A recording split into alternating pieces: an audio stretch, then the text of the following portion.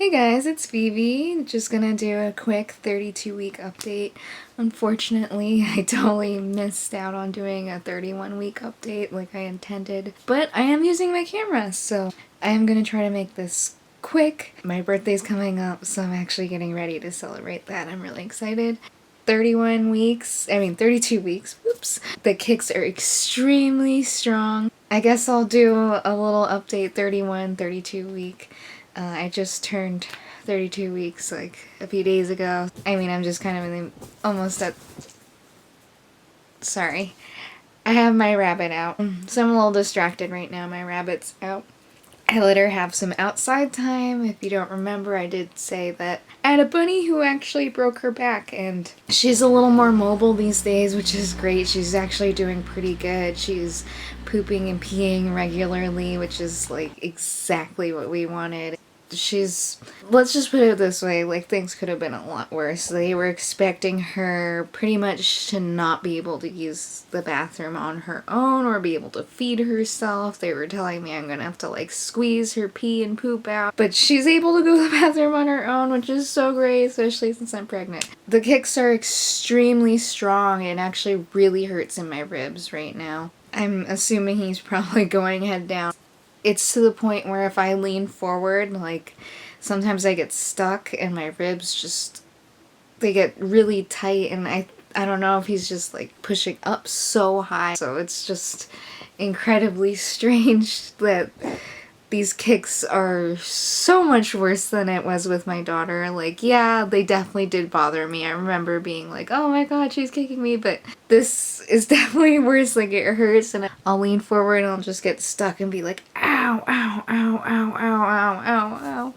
And it's horrible, but there's not that much time left, so, you know, I'm just dealing with it. He's gonna be here soon, so these kicks are nothing. But I am still vomiting every day. My heartburn's pretty much under control now, which has been great. It's not as painful to, like, be throwing up every morning, but I still am throwing up every morning, and it's just annoying at this point, and it kind of got to me the other day, to be completely honest. It was just overwhelming because obviously, like, I want to spend time with my daughter and I'm just getting bigger, and throwing up is just getting more annoying and frustrating. I just want to get through this. Like, I am trying to enjoy my pregnancy, but it is just really hard. So I keep joking that he's gonna break my ribs because it hurts so bad, but it's kind of not a joke because it seriously sometimes feels like it's gonna break. But hopefully not. I'm taking Tums, so I'm getting a lot of calcium, and I eat a lot of calcium anyway, so hopefully it'll be fine. But this boy is big. I feel like I'm pretty much all baby, just like last time. I'll show you belly shot in a second when I feel like getting up, because he's getting big and it's not very comfortable to be moving or anything, to be completely honest.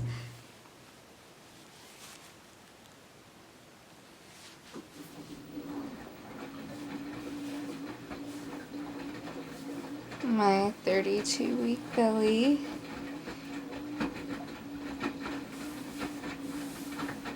I don't know. I still really can't tell if he's dropped.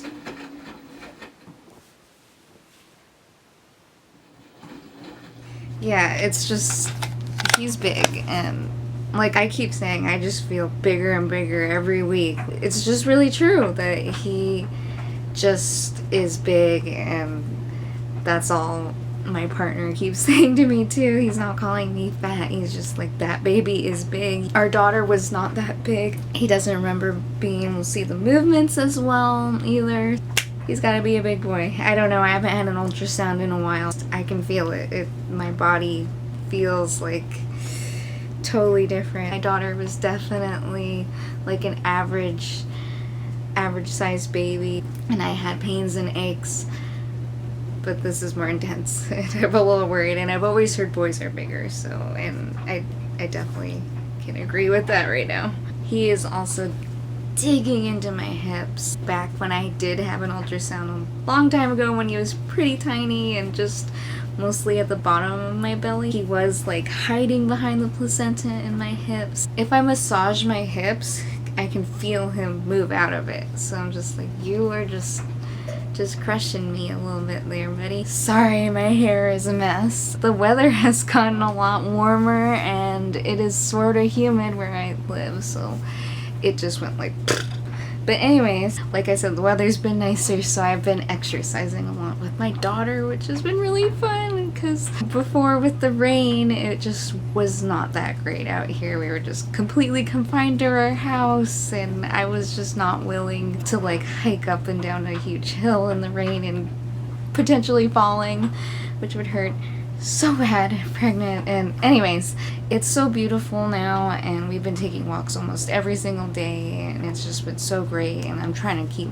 sort of a normal exercise routine again, because I need to stay healthy, and I don't want to get super behind like last time, because I didn't really exercise that much when I was pregnant the first time. Obviously with the toddler, I am pretty much running around all day, so I've got to keep up. My toddler, she's almost 2, and she has been like trying to skip naps, so those walks before the nap has just been absolutely super duper helpful. We have changed her nap time routine too, and we actually just a few days ago converted her bed to a toddler bed, so now we are not only dealing with trying to get her to nap on her own.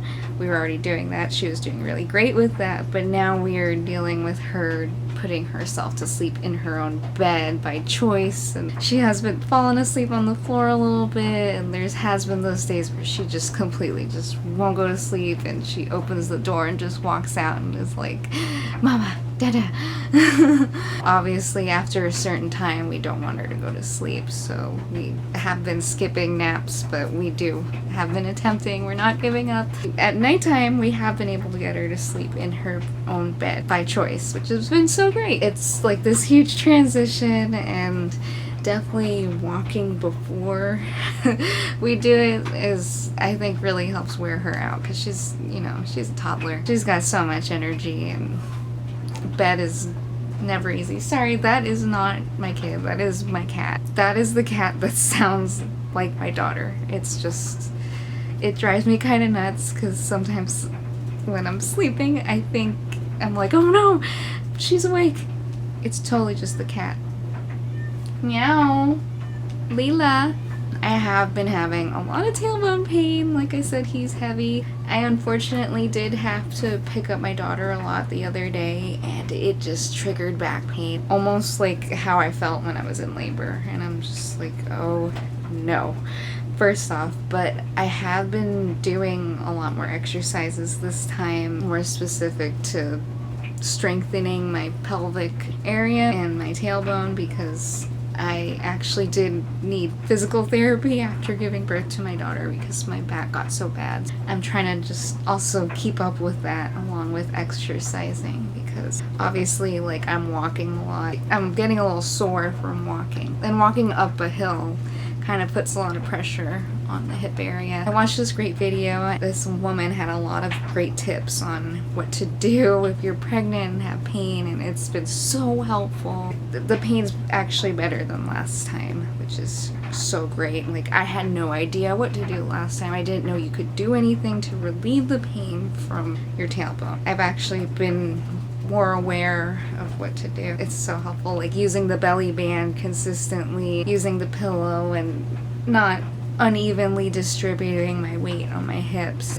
Unfortunately, things like picking up my daughter really hurts, or driving really hurts, and those you can't really avoid being uneven when you're driving because you've got one foot forward on the pedal. It's just impossible. So there is always going to, I think, just be a little bit of pain, but I've been able to relieve it, which has been so great. Last time I didn't really switch to maternity clothes. I was just like, the first time it took a really, really long time for my belly to pop.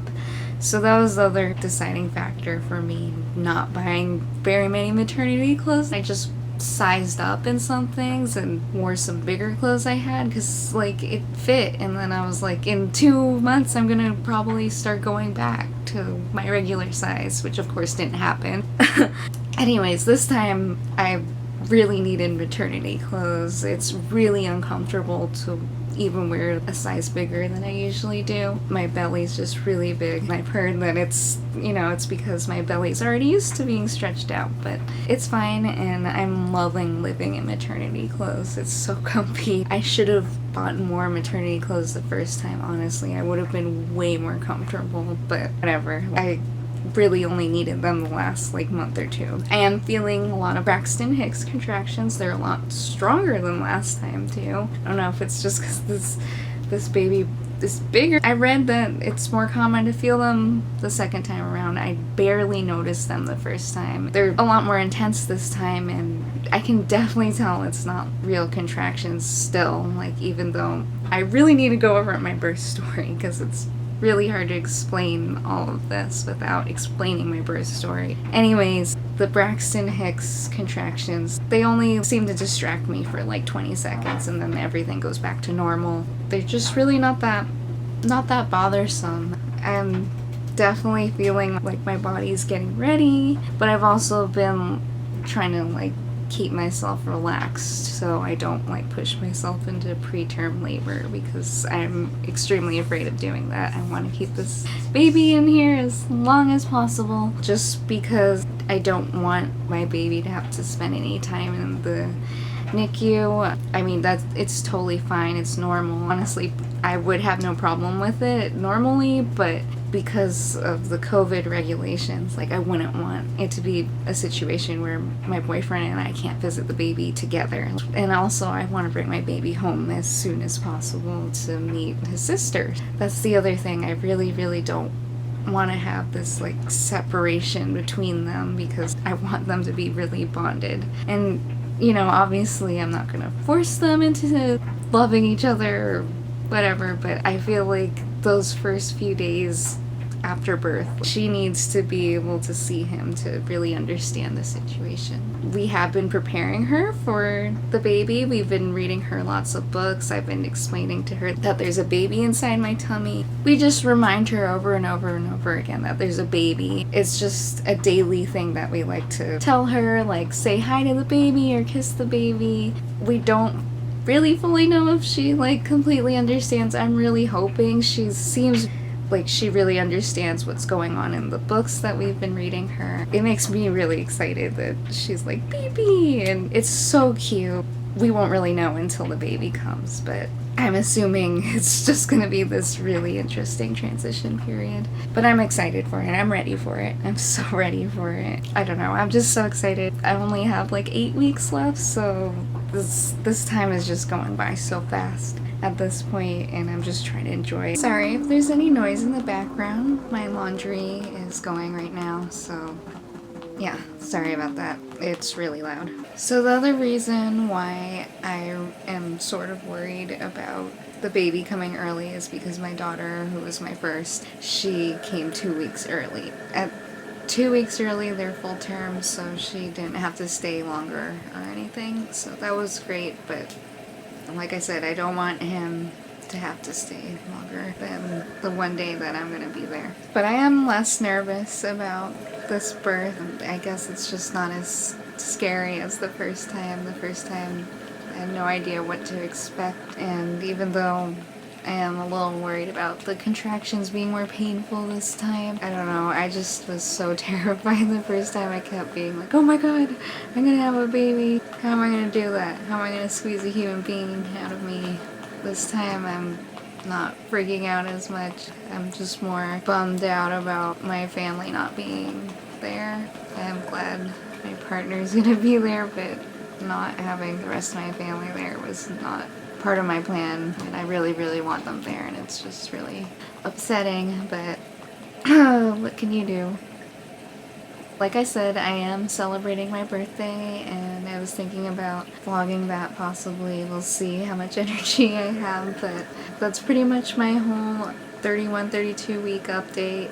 I am gonna have an appointment and see how I'm doing. Like I said, I'm pretty sure I'm okay. I'm taking all my vitamins and I'm eating really healthy, and now I'm exercising, so that's even better for me, and hopefully this baby just stays put. So thank you for watching again. Sorry about the noise at the end. My washing machine is going. Like I said, it is old and loud. Oh yeah, one more thing. So my daughter's birthday is coming up. We're trying to figure out what to do because obviously we can't have a party. I'll have more updates on that soon. Hopefully I will get a video out sooner than this. Like I said, I totally just dropped the ball on making a 31-week update. I actually wasn't feeling very good. I'm like pretty sure it wasn't COVID or anything, but my stomach was just really upset, and so was my daughter. We just had a few days where we needed to really rest, and just being pregnant, it always makes things a little more difficult, but I'm feeling fine now and just pregnant. So thank you for watching. Bye.